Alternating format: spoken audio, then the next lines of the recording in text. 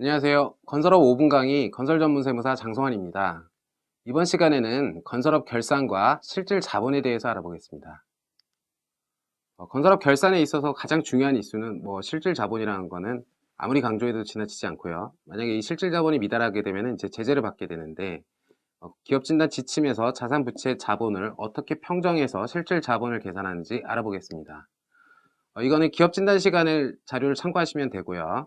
건설업 실질 자산은 회계상의 자산 부채를 뺀 자본의 개념이 아니고 제시 자산에서 부실 자산 차감하고 자산 증가하고 경업 자산 차감한 건설업 실질 자산에서 건설업 실질 부채를 차감하여 건설업 실질 자본을 계산하는 방식이고요.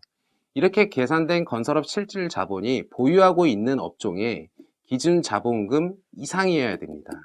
그래서 결산 결과 실질 자본이 업종별 기준 자본금 이상이어야 되고요. 이렇게 계산된 실질 자본이 만약에 미달하게 된다면 어떤 제재를 받는지 보면요. 저희가 2018년도부터는 주기적 신고가 폐지됐고 키스콘의 부실업체 조기경보 모형에 의해서 상시 모니터링 체제로 실질 자본을 관리하게 되어 있습니다. 그래서 상시 모니터링 결과 만약에 부실업체로 의심이 되면은 실태조사 대상으로 선정될 수 있고요.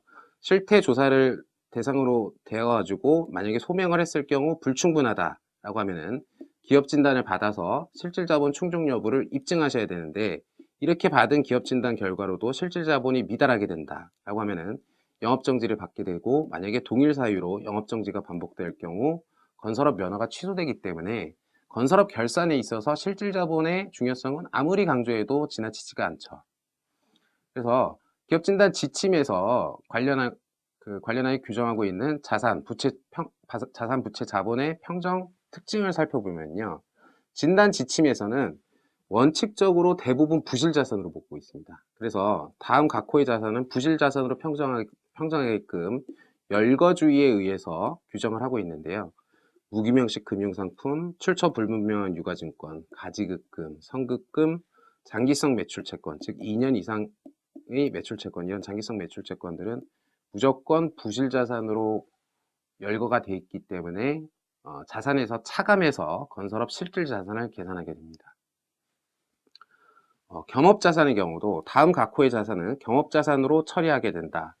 라고 하고 있기 때문에 여기에 해당하는 자산들이 있다면은 겸업자산으로 차감되기 때문에 역시 마찬가지로 건설업 실질 자산이 줄어들게 되는 효과가 있죠. 보면은 질권 등이 설정되어 있는 예금, 그리고 비상장 주식 등의 유가증권, 투자자산, 비유동자산, 유형자산이 아닌 임대자산 및 운유자산, 이런 것들은 이제 겸업자산으로 계산되기 때문에 차감해서 실질 자산이 줄어드는 효과가 있고요.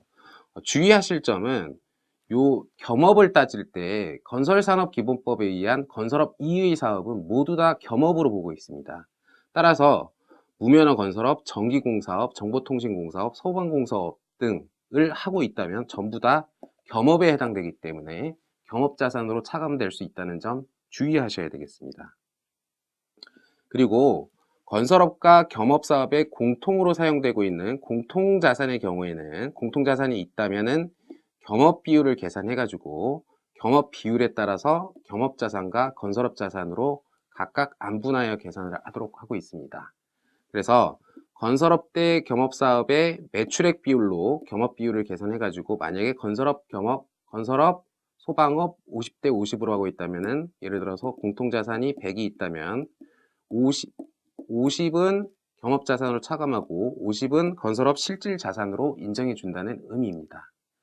부채 평정할 경우에는 재무제표에 누락된 부의 부채에 대해서도 금융거래 확인서 그리고 공제조합 융자금 확인서 등에 의해서 확인된 부의 부채를 가산해서 평정하도록 하고 있고요. 자본을 평정할 경우 실질 귀속이 분명한 경우에는 실질 귀속에 따라 경업자산과 부채를 구분하지만 사실은 실질 귀속이 구분하기가 어려운 경우가 대부분이기 때문에 공통자산과 공통부채는 아까 말씀드린 겸업 비율에 의해서 구분하는 것으로 이해하시면 되고 이 겸업 비율은 수익금액 비율로 안분한다고 이해하시면 되겠습니다. 이상으로 건설업 결산과 실질 자본에 대해서 알아보았습니다. 감사합니다.